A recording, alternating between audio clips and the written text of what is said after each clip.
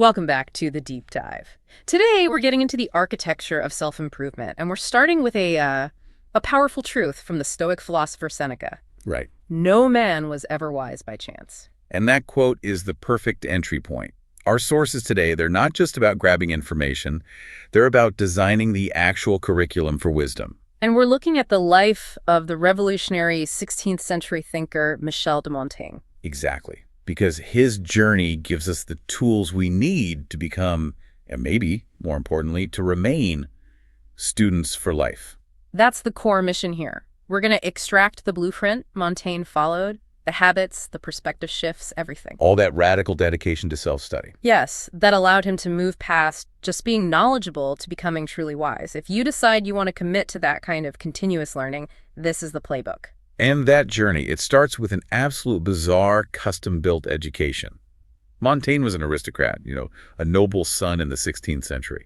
But his father realized the traditional path tutors, formality, it might just ruin him. Right. Okay, so let's unpack this unusual start. The sources call his childhood training his agauge. Which is a reference to the ancient Spartan training ground. But instead of military training, his father's first move was to send young Montaigne to live with a local peasant family.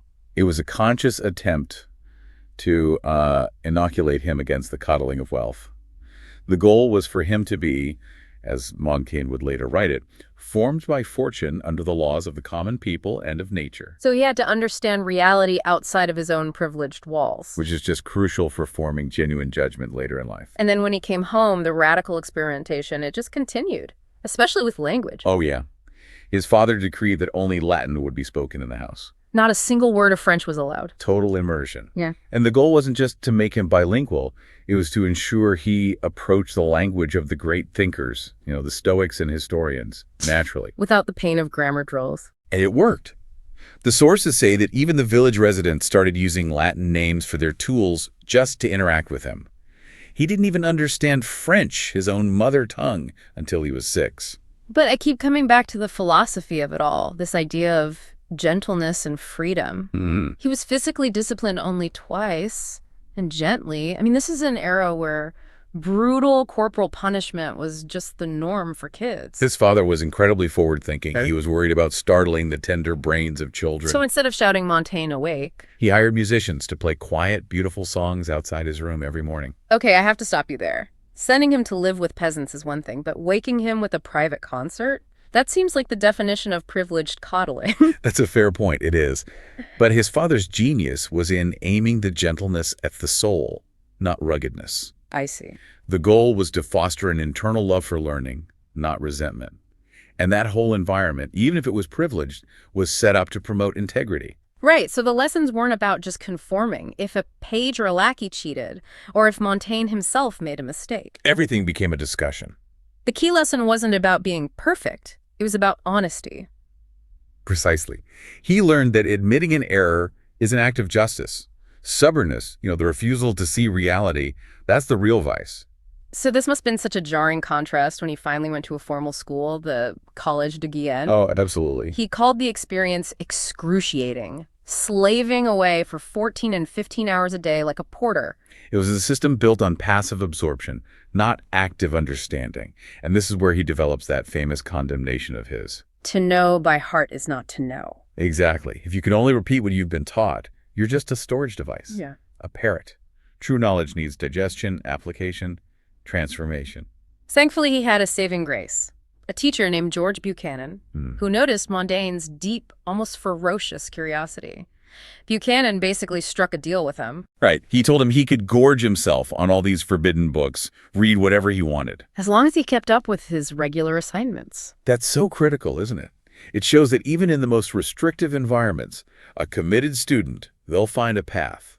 He finished ahead of schedule and just sort of shrugged off the whole experience. It was still school. The real education, the one that trained him for leadership and public life, that was just beginning. He studied law and became a magistrate in the Bordeaux Parliament. And we should probably clarify what that meant. This isn't like a modern parliament. No, not at all. It was a regional high court, a huge administrative and judicial body. And his job forced him to move from theory to applied real-world judgment. assessing these incredibly complex legal disputes. He said they had two ways of testing potential magistrates. You could test their academic knowledge. Or you could just give them a difficult case and see, and I quote, how their mind worked. And he saw the profound difference there. His key insight from this whole period is just indelible. Judgment can do without knowledge, but not knowledge without judgment. You can memorize every case law in history, but if you lack fairness, humility, the ability to see context, you're useless. Yeah, or worse than useless. And we see that so vividly in the story where he watched a fellow judge sentencing a defendant harshly for a crime adultery that the judge himself was committing. Ugh, that moment must have been nauseating. It hammered home that profound truth.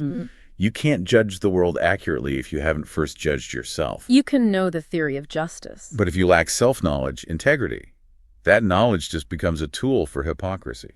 This push towards skepticism and self-examination was absolutely vital because of the backdrop of the 16th century. It was just chaos. Total chaos. Montaigne was living through the destabilization of the Renaissance and, maybe most horrifically, the French wars of religion. And the sources make it clear how brutal this period was. We're not talking about political squabbles here. No, we are talking about decades of widespread, horrific sectarian violence. Yeah. The Siege of Rouen, the St. Bartholomew's Day massacre, hundreds of thousands killed. Yeah. All of it justified by theological certainty. He'd seen his own family members suffer during the Inquisitions, and when you see that kind of extreme confidence leading directly to such extreme cruelty... It forces you to question the source of that confidence, right? Exactly. His philosophical response is one of the most powerful critiques of fanaticism ever written. He looked at all that violence and concluded, well, that famous line, It is to take one's conjectures rather seriously to roast someone alive for them. the sheer conviction of others drove him toward intellectual humility. And the final push came from the physical world. In the late 1560s, he was thrown violently from his horse and nearly died. Yeah. Surviving that accident, it just threw all the trivialities of the court and the legal arguments into sharp relief. That was the catalyst he needed. He was done with the external world and its chaos. So in 1571, at age 38, he retires to his ancestral estate. And he commissions that famous Latin inscription above his study door, consecrating his time to his freedom and tranquility and leisure. His new internal mission became the ancient command from the oracle at Delphi. Know thyself. And he took the reins of his education completely into his own hands. He converted his father's chapel into a temple of wisdom, Arranging thousands of books on wraparound shelves so he could see his whole kingdom with a single glance.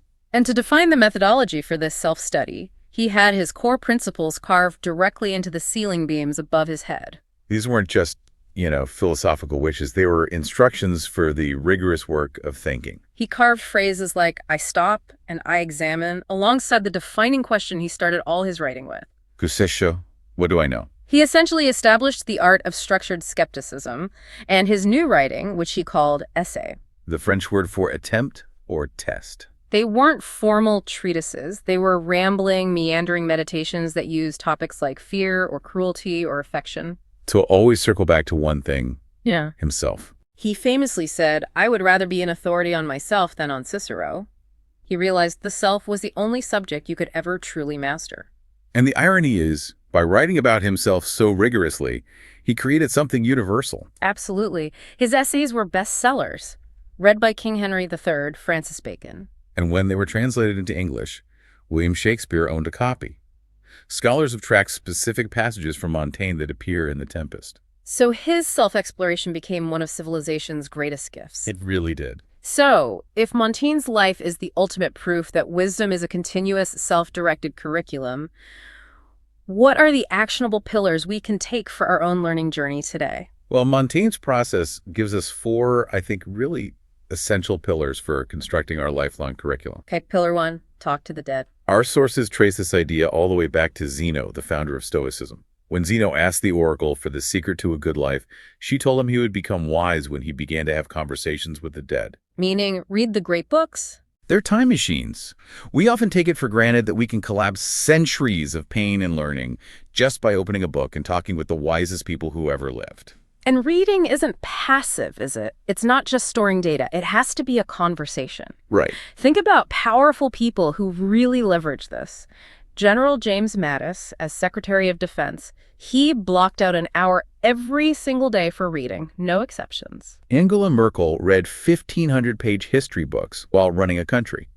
The conversation have to be active. You have to challenge the author. I love the story about John Adams and his marginalia. Oh, he was legendary for it. He'd write thousands of words of notes in his books, sometimes just scribbling, "fool, fool," or "nonsense," next to a passage he disagreed with. The audacity to argue with history's greatest minds from your armchair.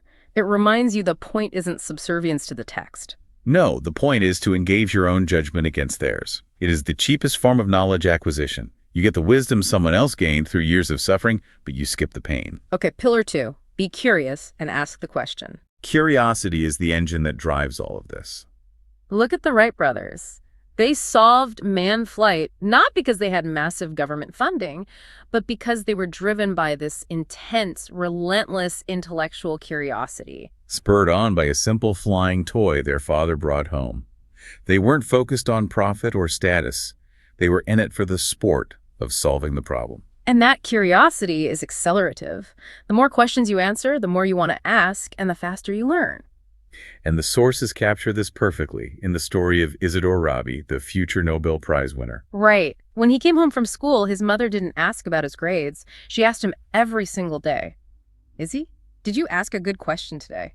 That shifts the focus immediately, doesn't it? From passive reception to active inquiry. It's the same lesson Richard Feynman's father taught him. When they saw a bird, his father didn't care about the bird's name. He cared about why it was doing what it was doing, like pecking at its feathers to pick off lice. He taught him to look past the title, past the official designation, and to understand the mechanism underneath. Yeah, his father even prompted him to question things like titles and prizes, joking that the only difference between the Pope and any other man was the silly hat he wore. Questions lead to answers. Answers lead to true understanding. Pillar 3. Focus, focus, focus. This is the skill that lets curiosity actually bear fruit. The classic story here is Samuel Scudder, who interviewed to work with the great Harvard biologist Louis Agassiz. Agassiz gave him one simple instruction: look at the fish. Just look at the fish. And Scudder spent 3 grueling days with a dead fish on a tin tray, forbidden from looking at anything else. He kept being told he hadn't looked carefully enough. It wasn't about the fish itself, it was about training his mental lens. Scudder realized that discovery requires intense, dedicated, almost painful concentration.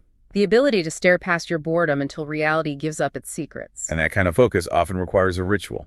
Machiavelli, writing during the chaos of his time, had a precise daily routine. He'd change out of his mud-spattered work clothes, enter his study, fit it out appropriately. And he'd converse with the ancients for 4 uninterrupted hours.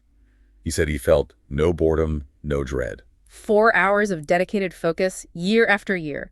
Supreme Court Justice Oliver Wendell Holmes Jr. compared great achievement to hitting a bird on the wing. It requires perfect coordination and concentration that you can only get through discipline.